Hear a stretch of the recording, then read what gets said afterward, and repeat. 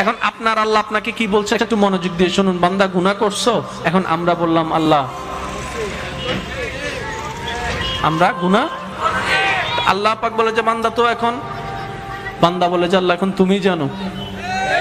এবার আল্লাহ পাক বলে যে শুন, লা তাকনাতু মির রাহমাতিল্লাহ, লা তাকনাতু মির রাহমাতিল্লাহ। গুনাহ করছো কি হইছে, মন ছোট কইরো না। সুবহানাল্লাহ। গুনাহ করছো কি হইছে, মন ছোট করো না। আল্লাহ যে গুনাহ করছি জাহান্নামে আমাকে টাইনে টাইনে নিয়ে যাবে। আল্লাহ পাক বলে যে এত বড় সাহস, আমি আছি না, জাহান্নামে কি তোমারে জ্বালাবে, আমি আছি তো। আল্লাহ এটাই তো ভরসা, তুমি আছো। এবার আল্লাহ কি বলে দেখেন, ইন্নাল্লাহা ইয়াগফিরু, মাইকের আওয়াজ যতদূর যাচ্ছে, ইন্নাল্লাহা ইয়াগফিরু গাফারা ইয়াগফিরু যুনুব জামিয়া।